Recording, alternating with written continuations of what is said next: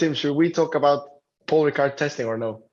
Or should we keep it a secret? Yeah, no, you absolutely should talk about this. Right. No, I don't know if he wants me to say this. Do you remember with Roman Nikhil? Oh. Okay, no, you say it. I just want to get in trouble. There was this building, like it seemed to be closed. So we went in there, and then Matias, you can continue. Okay. You sent me to the worst part. Okay.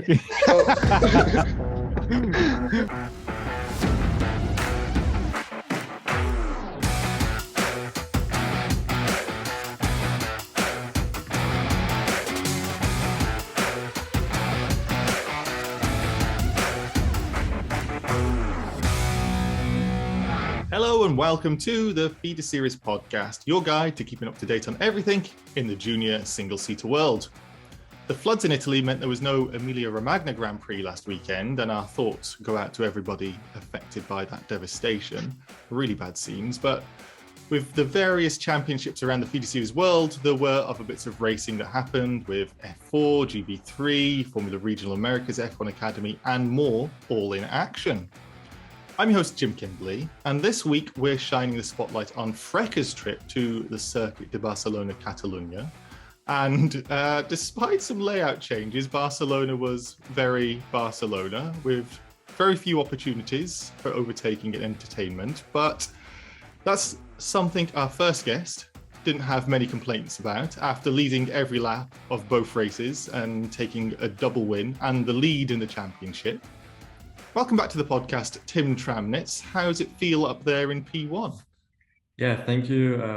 For the invitation, and it feels quite good to finally show the results and show good pace in Barcelona. So very happy.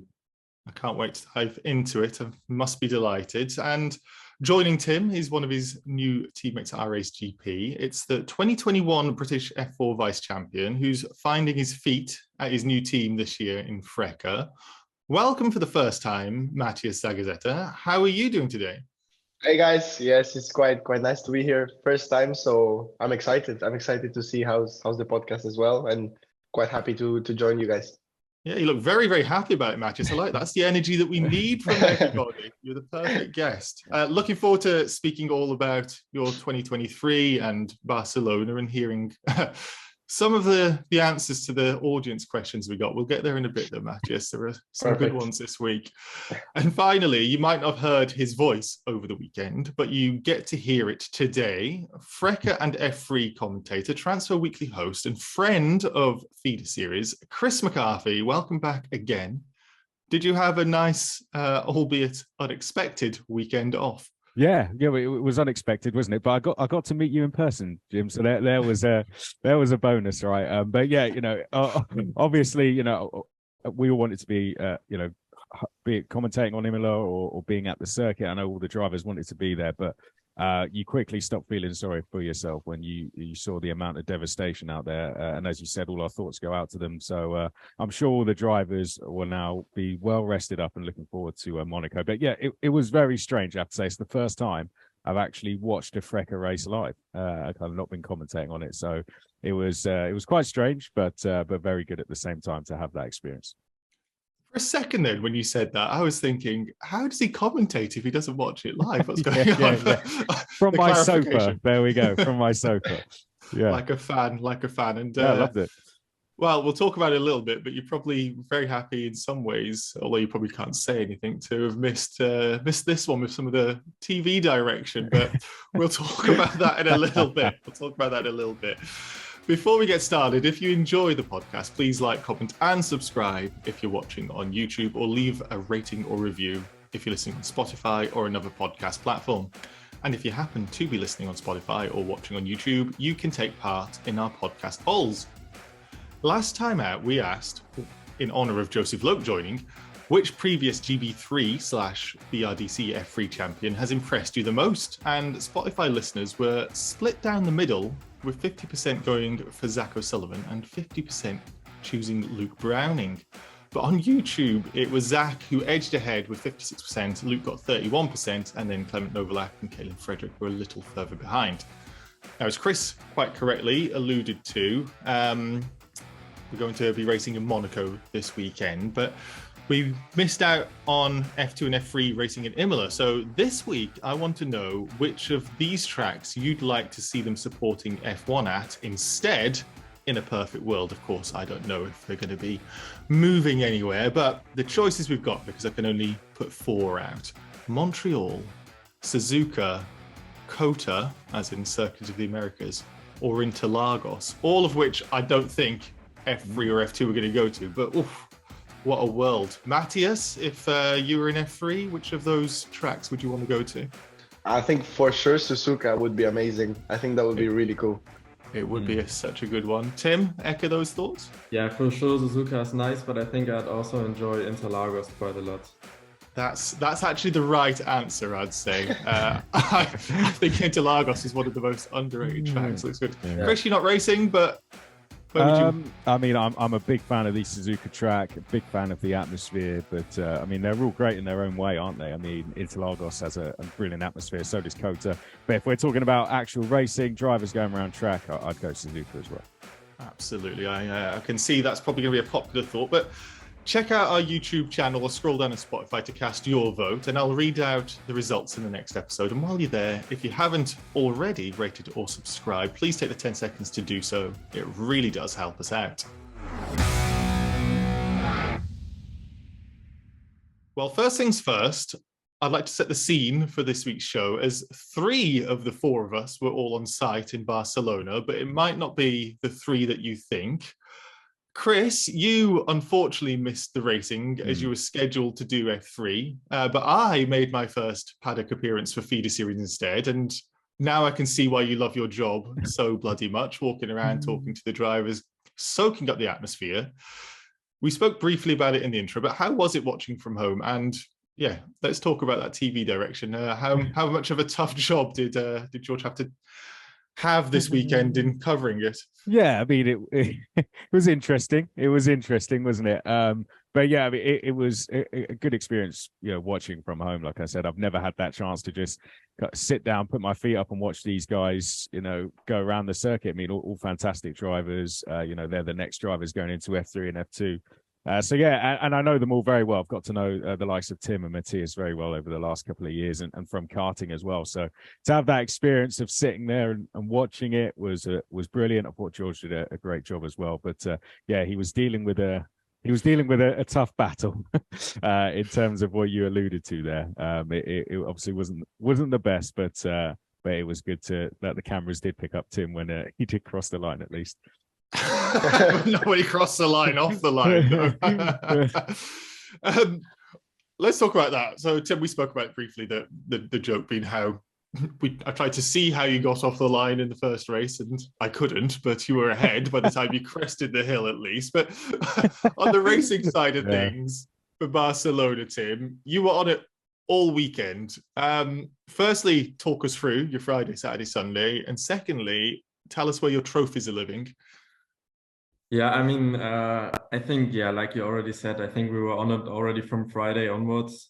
I mean, already in preseason testing, we showed really great pace in Barcelona. And I mean, we used the Friday very well to sort everything out and have a good setup and a good car for quali. But I think we already started the Friday in a very good window, and only little things to improve. And for Saturday, it was a bit different than usual with the 2 qualies and 1 race.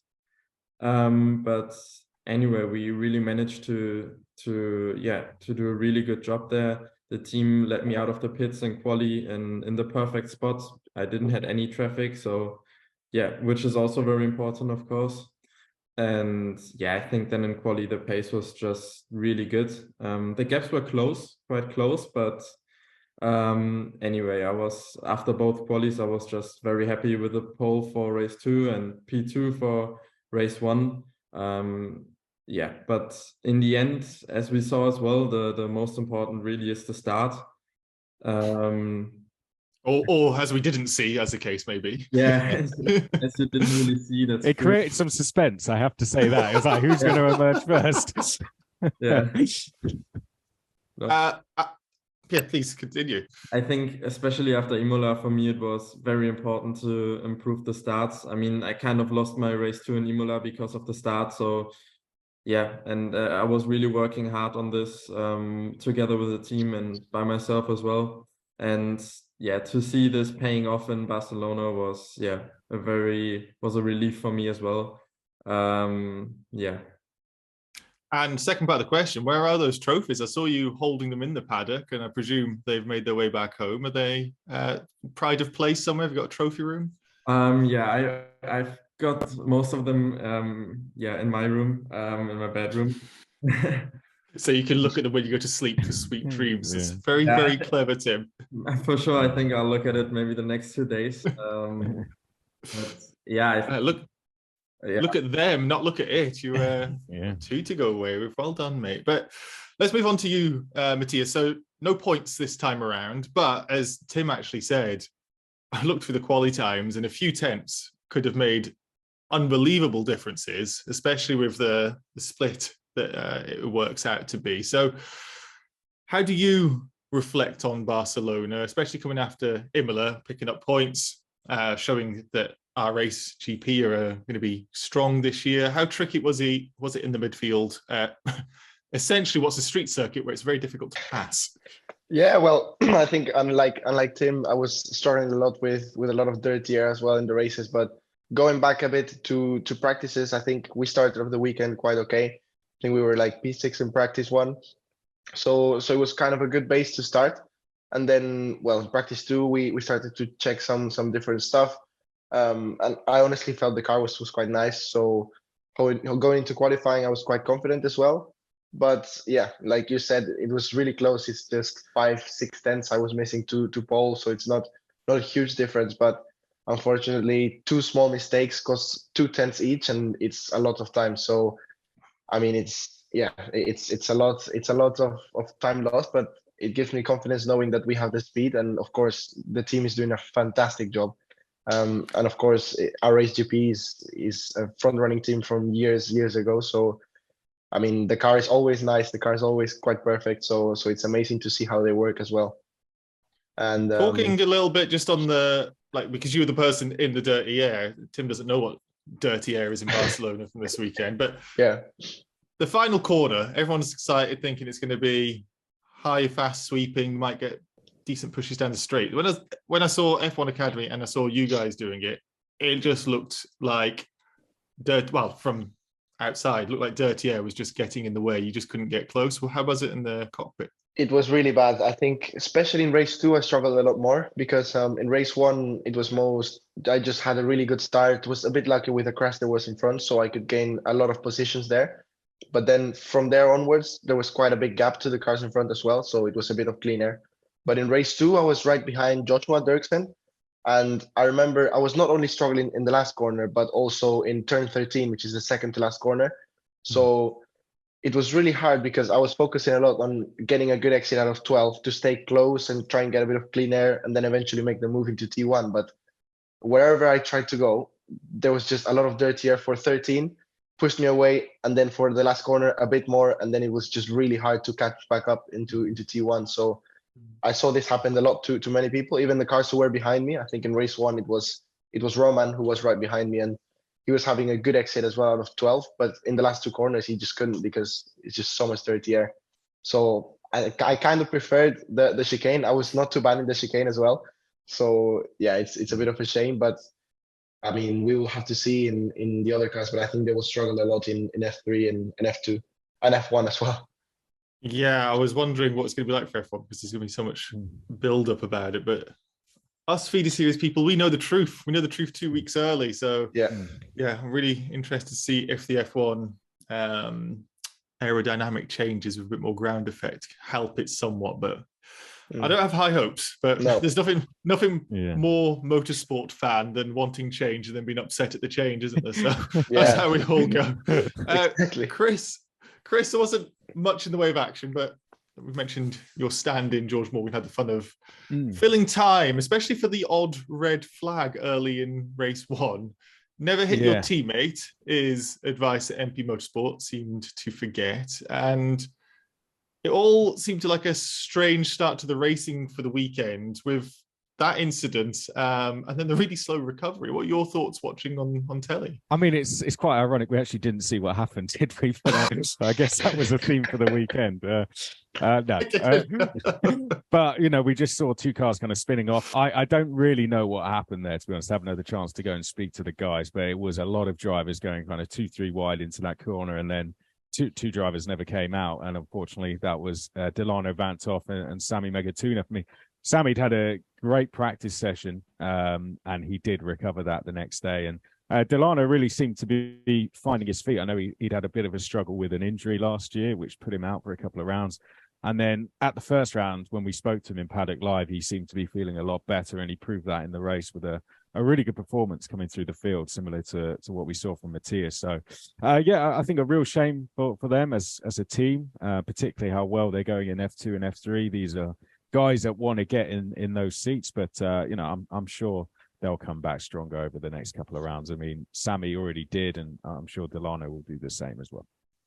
It was a curious red flag when they switched from safety car to a red flag. But it seemed that obviously the recovery vehicle had to go on the circuit, which you don't see very often. And that's what caused the red flag. But actually, I liked that there was a red flag, and I'm sure the drivers did as well, because it stopped the clock and meant we had a longer race afterwards. So I was actually a fan of that happening, to be fair.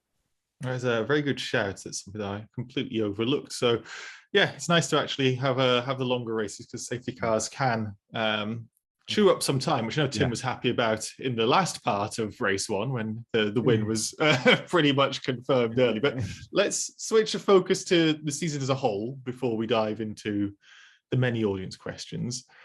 Matias, for 3 of 4 races this season, when I've looked through Wikipedia, thank you, Wikipedia, it looks like you finished higher than your best positions from your 2022 season best. So that's a good start already. And then you grabbed your first FRECA points. You started your time with RSGP in the Middle East, grabbed podium. How's 2023 going so far, and what are you targeting for the rest of the season? Yeah, well, I think it was a nice start to the season, of course, in Dubai, getting the second place. And honestly, it gave me a lot of confidence, I think. Racing, of course, in the front with those guys, it was quite nice. So it gave me more confidence heading into the next races. And I think then starting the championship in Europe, I went with, I didn't want to put a lot of pressure on myself, thinking all the time, okay, I have to be in the front. So we just kind of took the weekend, just slowly taking practice by practice and qualifying. And it was just really improving each session. So it was quite nice in Imola, and I think to come away of the race 2 with a P5 was quite nice as well. Gave me a lot of confidence as well, racing in the front in FRECA, which was something I was definitely not used to last year. It was quite nice for confidence. And I think for the next couple of races, I'm just looking forward to try and be in the top 10. Just try and improve what I know I have to improve, which is qualifying, because then the race pace was quite good. So I think the racecraft as well is there. So all I need to do is just focus a lot on qualifying. And if you're at the front, I think I'm going to be able to race at the front. So that's all I need to fix. And it's great, like I said before, to have Tim and Martinez as teammates, because it helps me a lot in the practices to improve. So I'm just looking forward to just building more in the season and keep improving and gaining more confidence. Does it add more pressure to you, or do you find it actually quite encouraging that you've got teammates who are getting the results they're getting? Does that make you feel like the car has got it, or does it make you think like, why am I not getting there yet? Yeah, I think for sure all the thoughts start going through your head, and it's just many thoughts. It's like, am I good enough? What am I doing wrong? All this stuff. But I think I'm working with a sports psychologist as well, which is helping me a lot. And I think I'm trying to look at all the positives, and it's for sure knowing that we have the car to race at the front, and trying myself to be the best and try and race there at the front, hopefully in the next couple of rounds with them as well. So like I said, it's just need to fix my qualifying and my mindset a little bit, and I'm sure we'll be there. Yeah, like you say, when you were running at the front, you weren't slipping back, so you can do it. So that's really good to see. Now, Tim, apart from getting in the mind of your teammate, you are getting pole positions and wins already. Are you doing better than you thought you'd be doing, or when you went into this season, is this kind of what you expected? To be honest, it was kind of what I expected and what, the target for me is as well. Of course, you can't predict like single races before the season, but for sure the goal was to fight for pole positions and victories, and in the end, then of course fighting as well for the title. And I think, to be honest, Imola was a bit of a disappointment. Not pace-wise, because the pace in Imola was already quite good with the pole for race 2, but I mean, we didn't really manage to get the results in the end. So yeah, the weekend in Barcelona was just very important for me, and yeah, I'm very happy to finally show our pace and get the results, which is the most important. Yeah, I was going to ask Tim if that's all right, Jim. I know you went and did the Euro Formula race in Portimao as well, and then you had the Formula E test, the rookie test. Do you think those experiences helped you sort of regroup after, I know, what was a disappointing end to the weekend at Imola? Well, I think not really, to be honest. Of course, the test in Formula E was really nice and a great experience. Also, Euro Formula, in the end, the results were quite nice as well. So it was a little confidence boost, I would say. But in the end, you still don't forget so quickly about the weekend like Imola. Yeah. And for sure, we analyzed everything and went through it. And yeah, this is really important. Like, we analyzed especially the starts and really tried to work on it. And yeah, in the end, everything worked out here. Everything worked out in Barcelona finally. And I hope we can continue like this. Good qualifyings, quick starts. It's a pretty good key to victory, and as you've proven, Tim. Yeah. Chris, season's only just started, really, but we are seeing familiar names occupying the top position. So just wanted to know, as somebody obviously knows the championship oh so well, your thoughts on FRECA 2023 so far, and the drivers that you think will be in the top positions as we reach Hockenheim at the end of the season. I mean, I'll start with the guys we've got in the, here with us in the podcast. I mean, Matias is carrying an impressive record as the only person from last season to actually go and finish every single race, which I think I say every race, but still doing it. And Tim becomes, the third driver in history to win 2 races in a weekend as well, after Gregoire Saucy and Paul Aron. So it shows you, even though we do 2 qualifying sessions, it really isn't easy to go and do that. But I mean, obviously, we're seeing a great head-to-head. I think we saw throughout the weekend between Tim and Andrea Kimi Antonelli. But we've always had, in the start of the championship, someone quickly take over, and that hasn't really happened this year. We've already had 3 different winners. So I think that proves that this is going to be, I think personally, quite a close-run championship. I mean, it was a great head-to-head between Tim and Andrea Kimi Antonelli, but of course, Kaz and Martinius have already taken wins. And then I think there are drivers that are yet to really get their break or their luck this season. And I think it's going to make for a really close-run championship. I think it could be one of the closest we've ever had. So yeah, I'm really looking forward to it. I think we're still in the very early stages. It's impossible to call a winner at this point, but to have 9 points between the top 4, that's a really good sign for the neutrals anyway. I was going to say, I don't think these guys are so happy about that. Yeah. So, good point as well, Chris, because me being in the paddock, I actually had a chance to speak to Kimi Antonelli, and here's what he had to say before the race. And opening weekend in Imola, a bit drier than it is now, but how do you reflect on that as your first weekend in this machinery with these competitors? Yeah, I mean, I think the first day went quite well. Quali 1 was quite good. Race 1 was really tough because I started to have some issues with the car, so it was really hard to manage. But was still a P2, which was really good. And then luckily, race 2, day 2 was not amazing.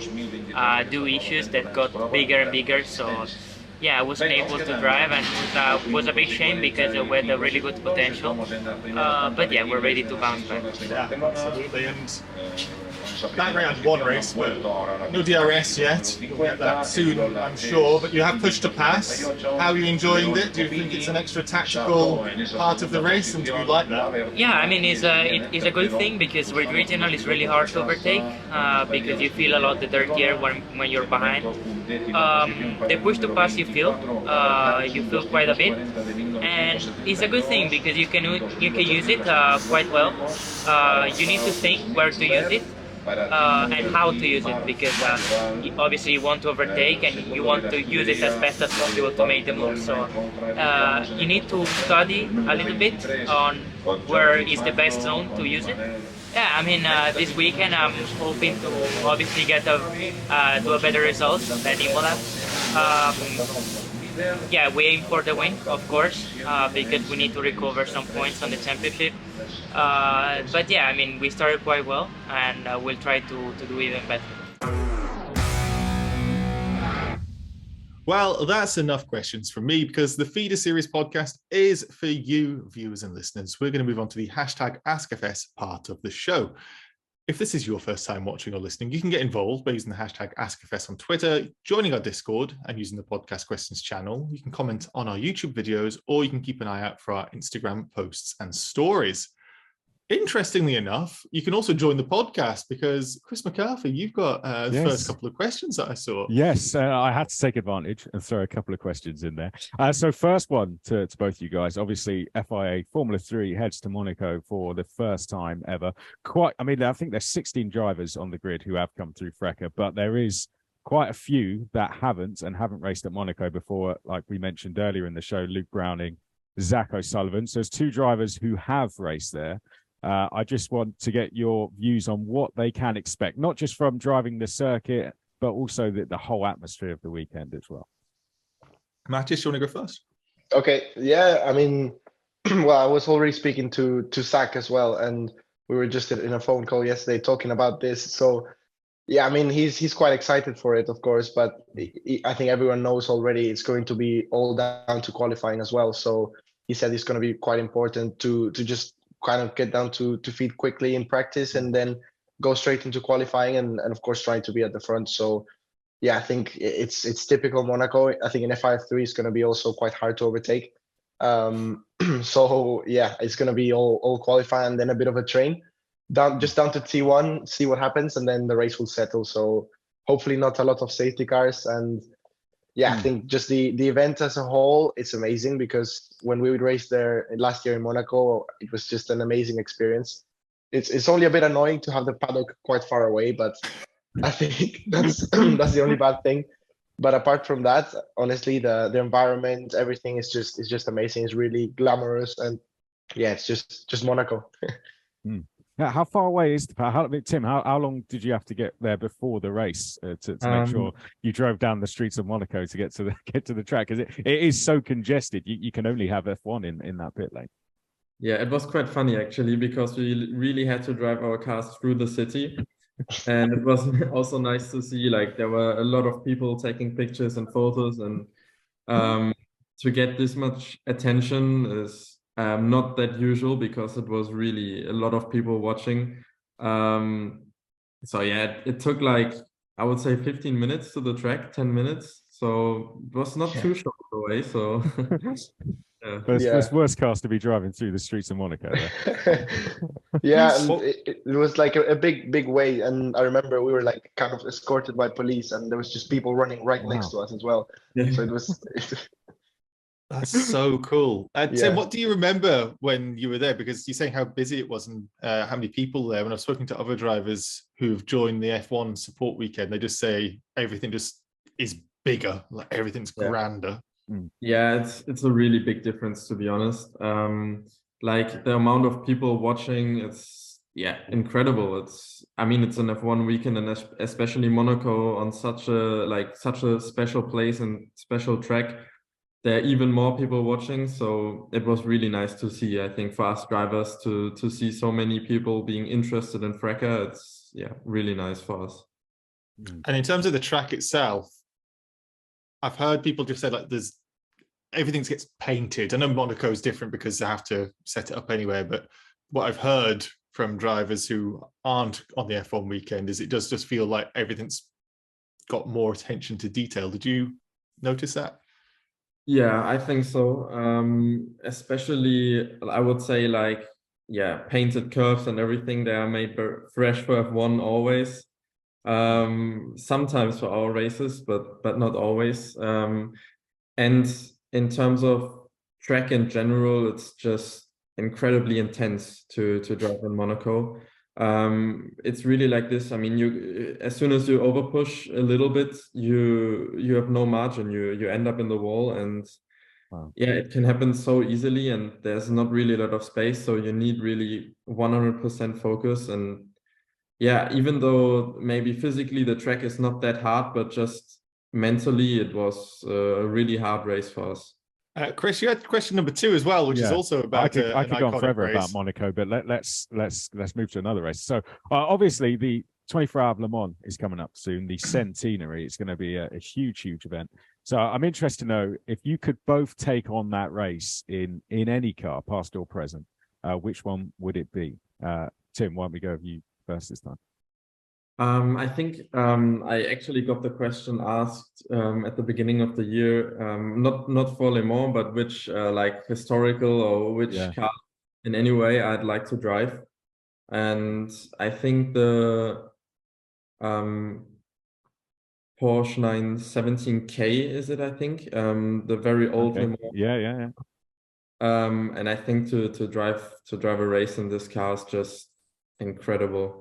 Like even when you see them somewhere in a museum, you stand next to it and you think like, how were they racing there with these cars?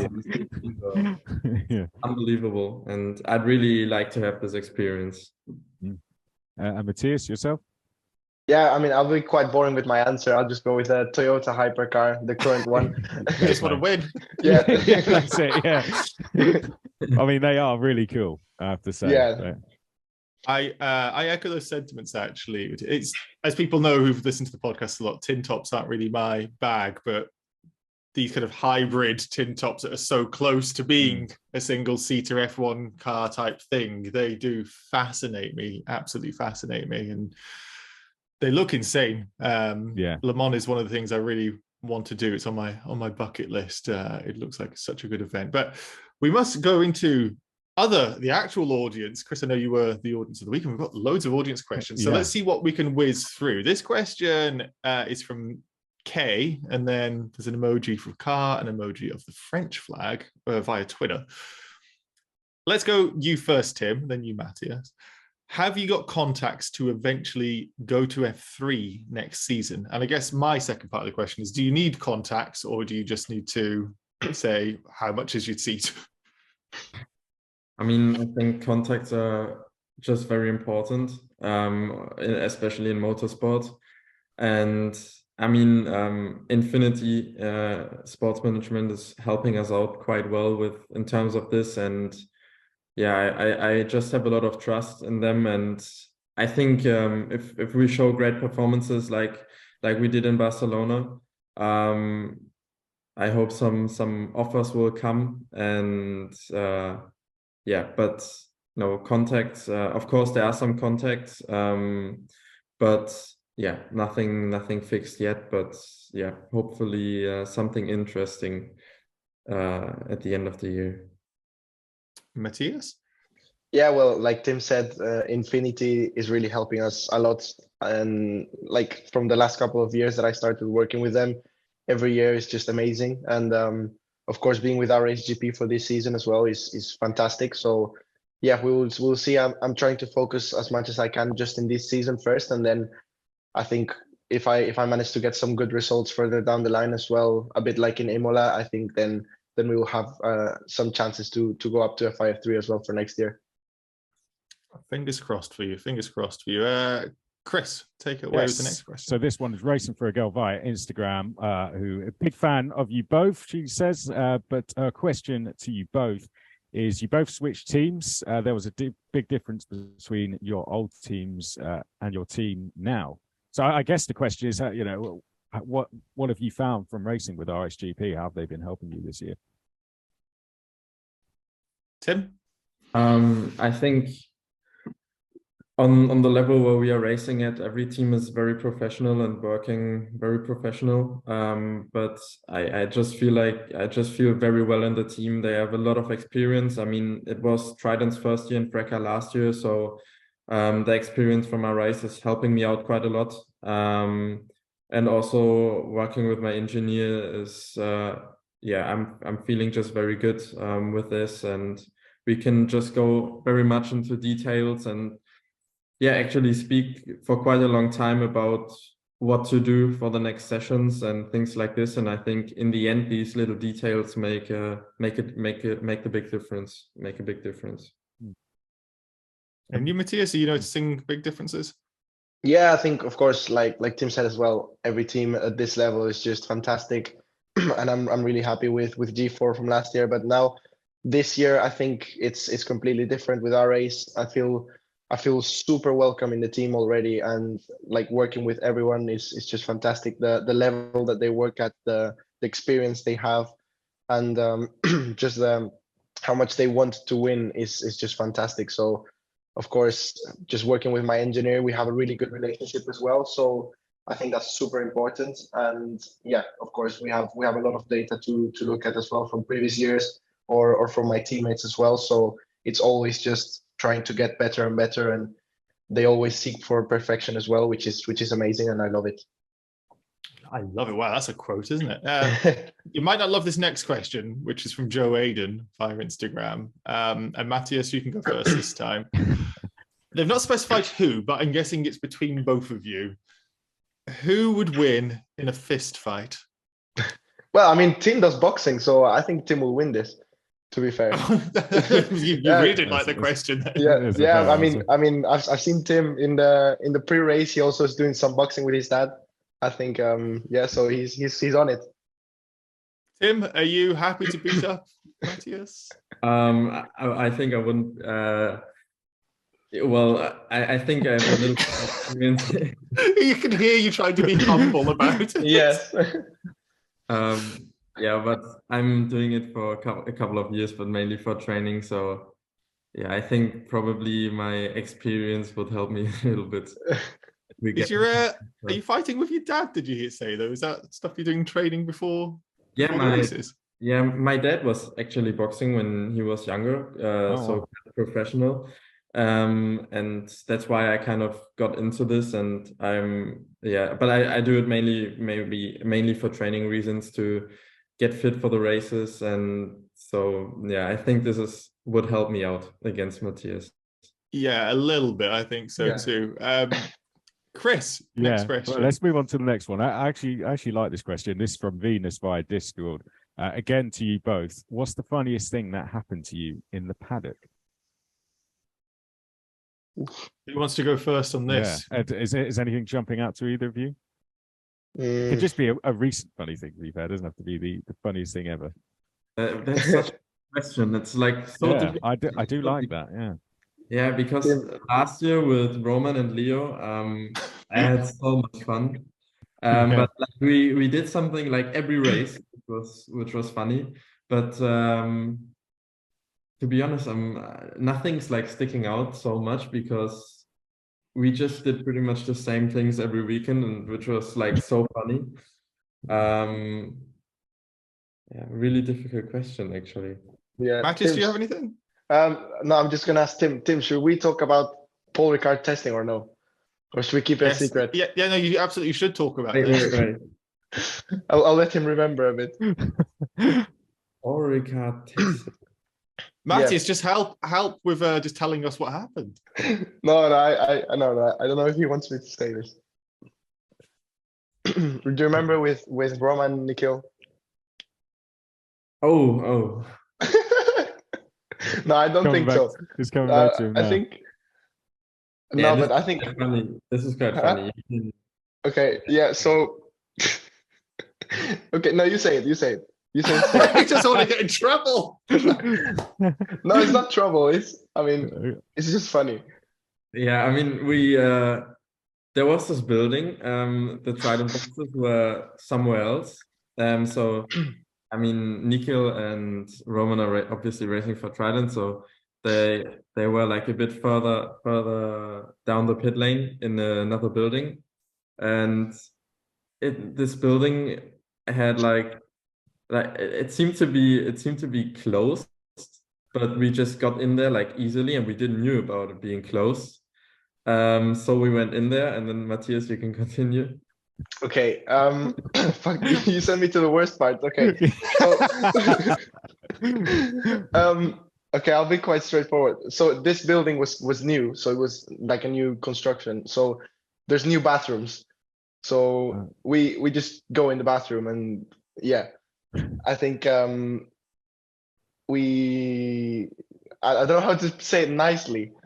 You use the bathroom? We used the bathroom, yes, and then we eventually left, and then I think we had already finished with testing, and we were going back, and then Roman sends us in the group chat like it's like I don't know, it's like when you get a penalty and you receive like a paper from the like a reprimand like a reprimand, and it says that we have seen some drivers wearing Trident shirts coming into the toilets and leaving a mess, and they attached a picture of this big thing in the toilet with toilet paper as well.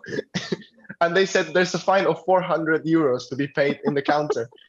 And they're like, oh, we're filming, and and then we like, they were blaming me for it. I don't know why, but they just all jumped against me, and they were like, oh, sorry, it was you. And I was like, no, guys, I swear I flashed.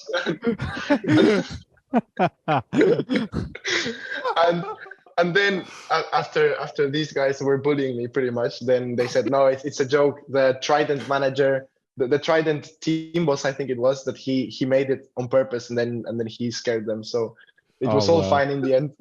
Yeah. That is an absolutely brilliant story. That's something funny has happened with that. That's brilliant.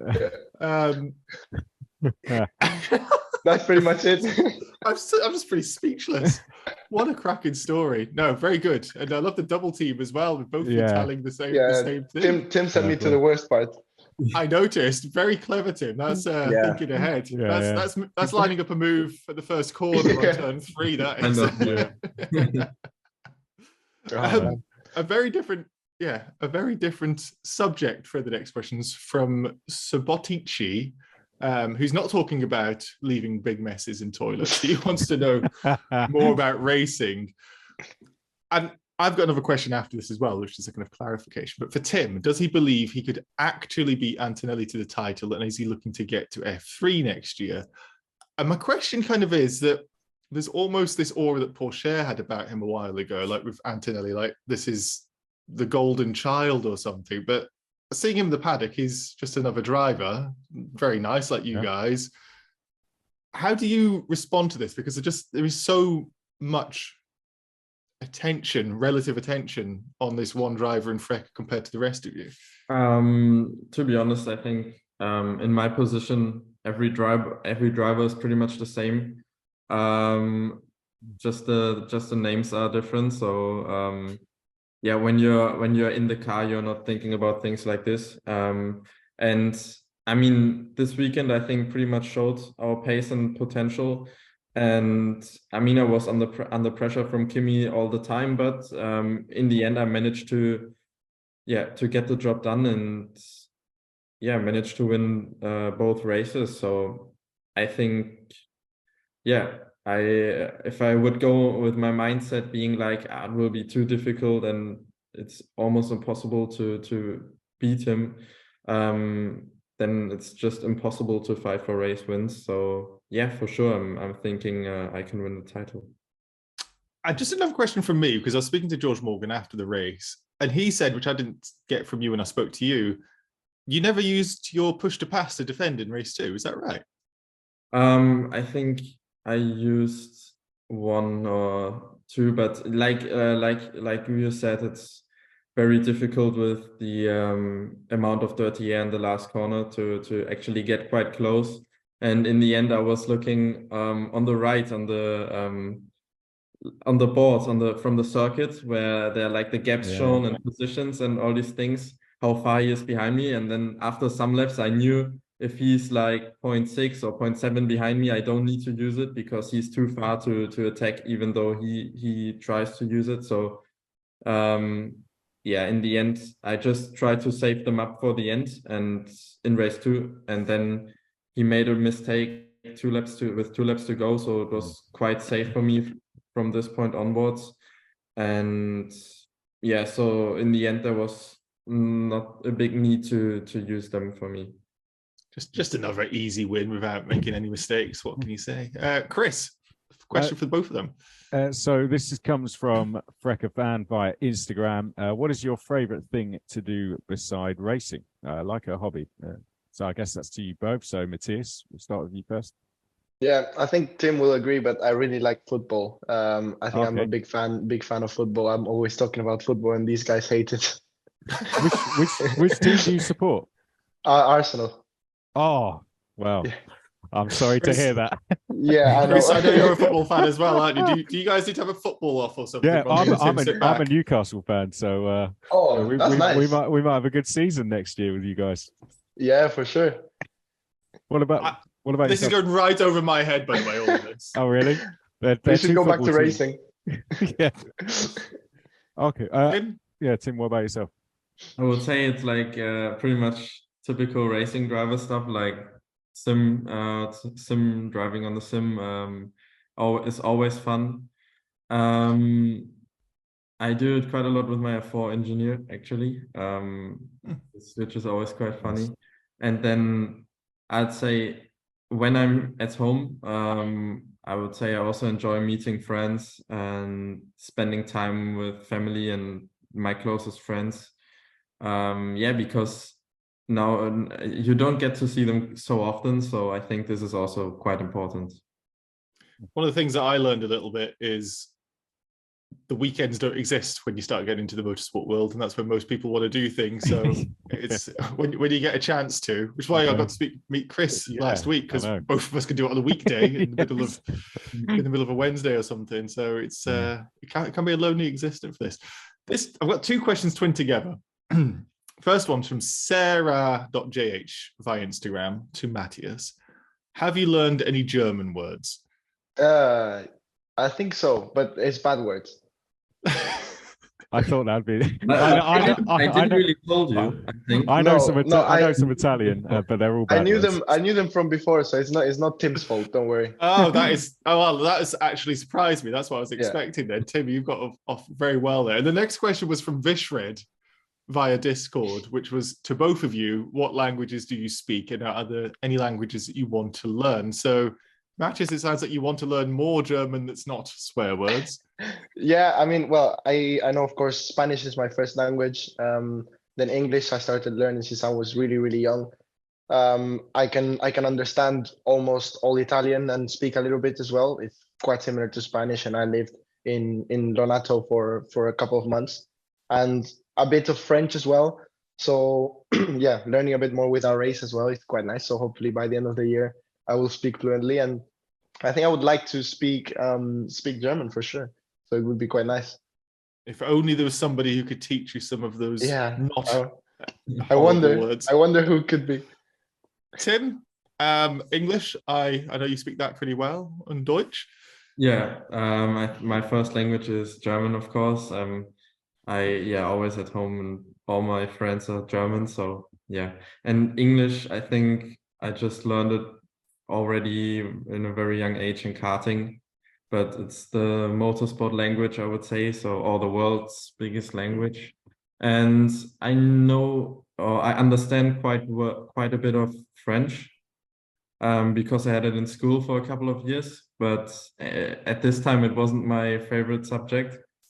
But yeah, now as I'm in a French team, I'm trying to learn a bit more again, and try to listen also when the engineers are saying some things, to try to understand and grab some informations. But yeah, I think these are the 3 languages, and a couple of words Italian, but nothing really special. Very good. Chris, as an English speaker, do you want to embarrass ourselves by not doing any languages, but take it away with the next question. Yeah, because I'm trying to learn French, but it's going terribly. So this is from Stein MS34 Supremacy via Discord to both of you. What is it like to, in a way, coach Martinius in his FRECA rookie season? And is it something either of you have done before in any other formula? I think I have to first of all say that it's not really coaching. I think he is already on a very, very high level, as he showed as well in Imola. And I think also for me, it's not bad to have him in the team, because it's always like this when you come to a racetrack. In some corners, he is faster, in some corners I'm quicker, or in another corner, Matias is faster. So I think it's just very good to have him to compare data and also see what he's doing. And I think the experience from me and Matias, also helps him to grow quicker and to learn faster.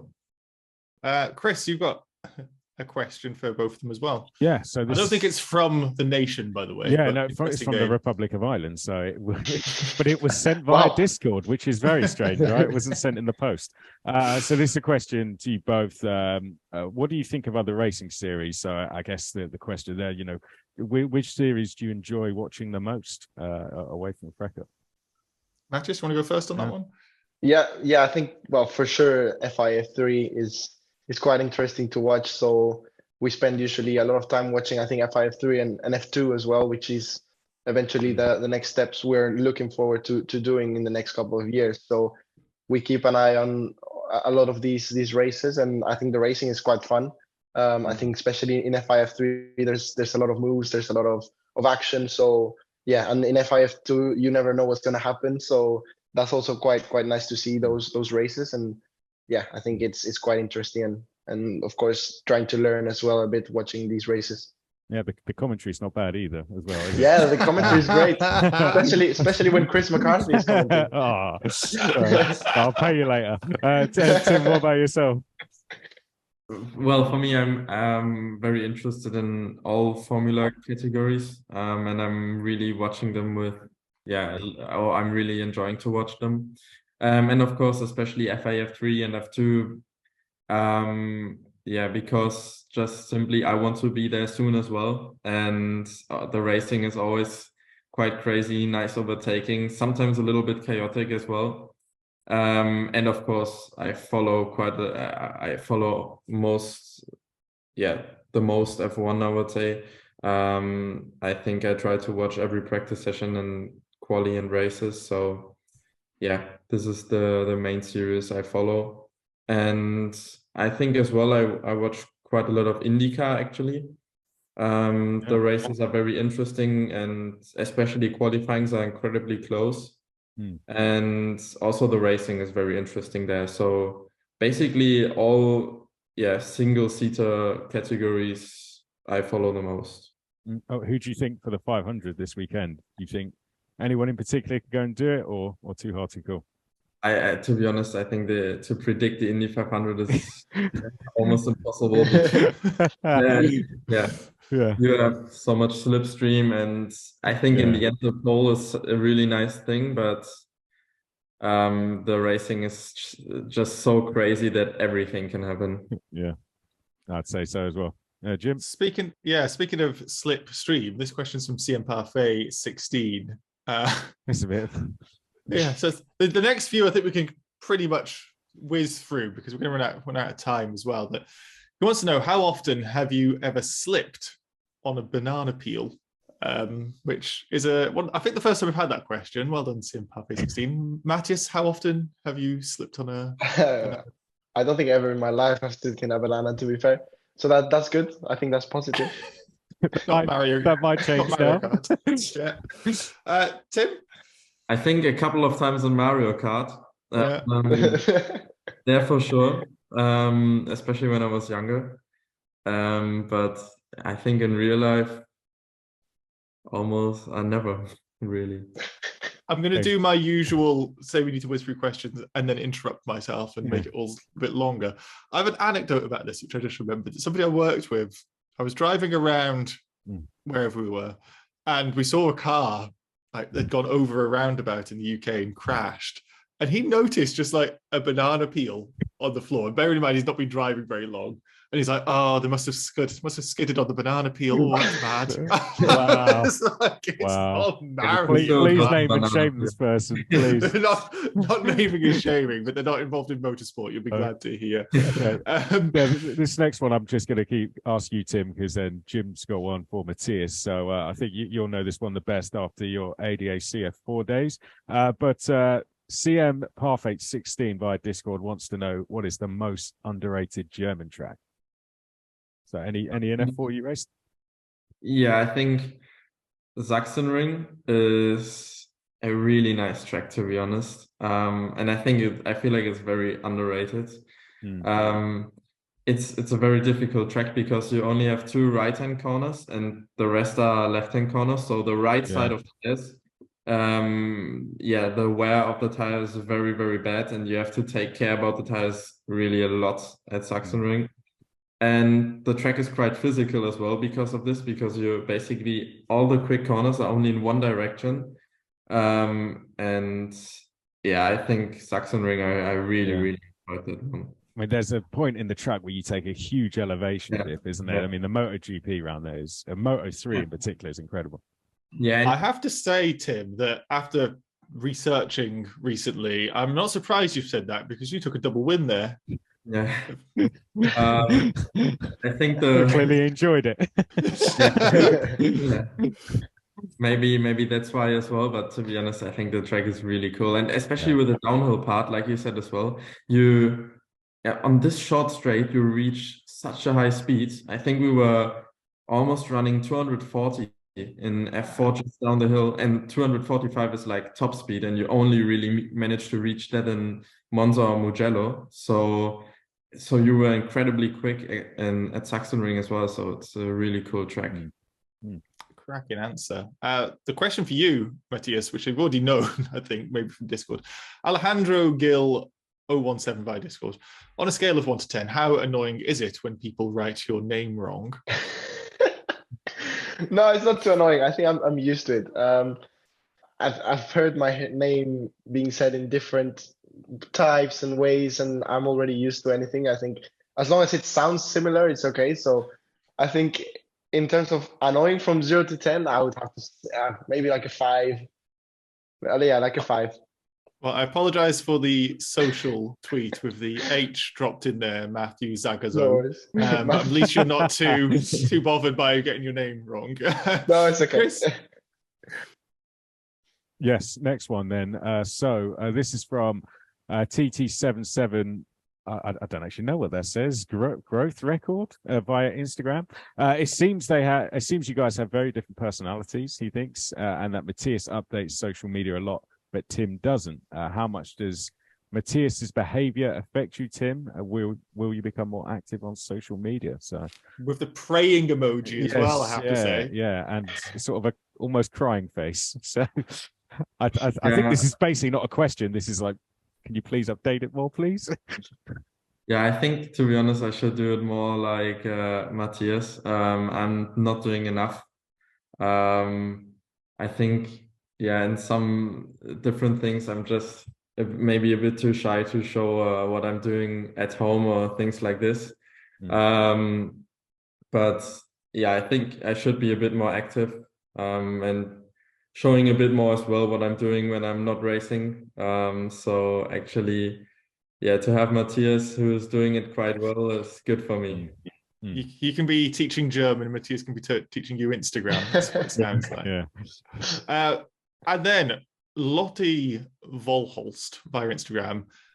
Could you please ask them both if they know the Stroopwafel girl from the Netherlands? I don't know if that means anything to you guys. Matias, are you nodding? Yeah, I think, well, the whole paddock, I think we all know her. Of course, she's coming to as many races as she can, and she gives us Stroopwafels eventually. So I think it was they're quite good. Yeah. Tim? Yeah. Like Matias said, I think the whole paddock knows about it. Yeah.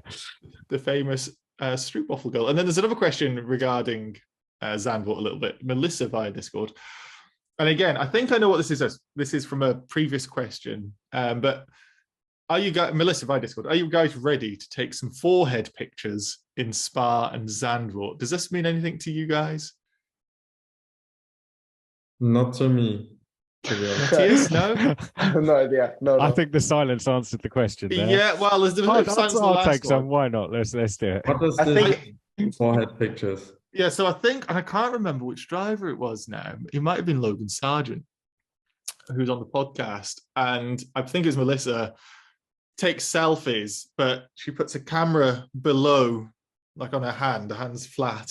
And then both of you look down with foreheads together. And it just ends up this really, really weird eyes and forehead for both of you, but mirrored sort of photo. So, that's interesting. yeah. Be on the lookout for that in Spa and Zandvoort. Melissa's going to be there and want to see your forehead. So Perfect. yeah, you got Sounds loads good. to look forward to this season. Yeah. Chris is cracking up, but hopefully he can get the next question. Coldplay Mac Pin fan obviously likes a band in particular via Discord. Are either of you any good at darts? Do you play darts?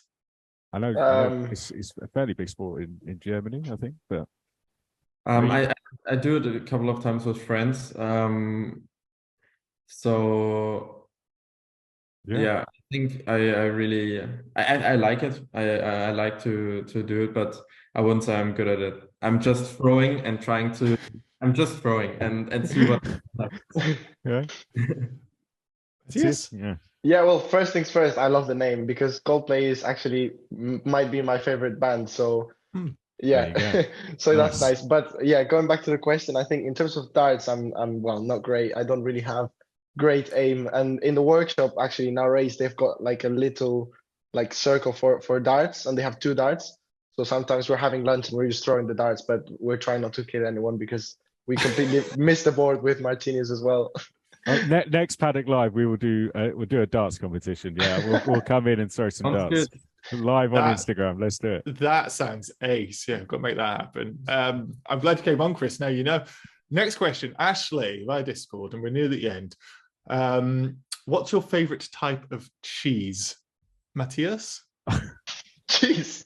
What's your favorite type of cheese? I'm surprised they weren't ready for this because this always comes in, doesn't it? Cheese. I don't know. I'm not a huge fan of cheese. I think I don't know, whatever you have in the burger, it's at least like mozzarella cheese. Okay. Yeah, So just melted cheese on a burger is. Yeah, I think that's the only cheese I actually eat. So or Parmesan cheese in a pasta is amazing as well. I think that's pretty much it. Tim, and you've got a second question as well, Tim. So you need to be good with your answer. I feel like if you ever have Roman again on the podcast, you have to ask him questions. Yes. I don't know if we asked him questions because I know he was on recently, but I don't know what his answer was. But let's have yours first. Yeah, I think in Germany we have quite a lot of different types of cheese. My mom is buying some different stuff sometimes, but I have no idea what kind of cheese it is, to be honest. You just eat whatever's in the fridge. Yeah. Roman hates it though, doesn't he? I'm sure that's what he said. He absolutely despises it. That's right. He did say that on the podcast, actually. Yeah. He said he doesn't like it, which I think he's lost a lot of fans there. He went into a state of shock almost, yeah. Tim, there's a second question from Mikhaili T. 3 V's. I don't know how you pronounce that. Vinsky. Mikhaili Vinsky. And maybe you don't know now, but I want to know Gorgonzola or feta cheese. But could you even identify? I think Gorgonzola is... I think it's like when I was in Italy, we were like with Trident. We always went in this one restaurant, and I think they had like a cheese plate with different types, and I think the Gorgonzola was like it's quite strong if I remember right, and I think for this reason it's a bit too strong for me. So I'd say I'd take the feta, even though I don't really know how the feta tastes, but I just don't like the Gorgonzola that much. I love that you had such a measured response to such a ridiculous question. Chris, there's one final question. which is the first time we've had it, but it's one of my favorite questions I saw. And I know Matias has seen it in the Discord already, so you can go last on this one. So Nando Flonzo, which is a great Discord name. I think we know the answer to this probably, but what is your favorite day of the week for both of you? So, Tim? Sunday, probably. Racing day. Yeah. Yeah. Matias? I think I have to go for the same answer. Is Sunday usually is the race, or Saturday. I think for us in FRECA is Saturday. Yeah. I think I will say Saturday just to be different because of course we have quali and race and we're looking forward to race. There you go. Yeah, exactly. It's the first one. So and you have another opportunity the next day. So yeah. Yeah. In karting, it was always Sunday, wasn't it? That was finals day, but it's a bit different now. Yeah. What terrific questions, and we did try and get through as many as possible. We did a pretty damn good job this time for once. So thank you, Chris, for your assistance. Thank you, Tim and Matias, for coming on. And that's all the time we have this week. Thank you to everybody for watching and listening. If you'd like to have your question asked on a future episode, use the hashtag AskFS on Twitter. Drop any questions below if you're watching on YouTube. You can respond to our Instagram stories or posts, and you can let us know what questions you have on your mind on our Discord. Look for the podcast questions channel. And if you're watching on YouTube, dropping a like on the video, leaving a comment and subscribing to the channel all really helps us out. And if you're listening, leaving a review on the podcast platform you're listening on is greatly appreciated. Finally, check out feederseries.net for more Feeder Series insight and follow Feeder_Series, FS Americas and Feeder Series Now on Twitter. You can find the links to all of those, plus the Twitter accounts for myself and everyone else on the podcast. Don't follow Tim, he doesn't post anything I've heard. In the YouTube description or post podcast show notes. He'll get he's going to do it now because he has to. So follow us all. And until next time, we've been the Feeder Series podcast. Goodbye.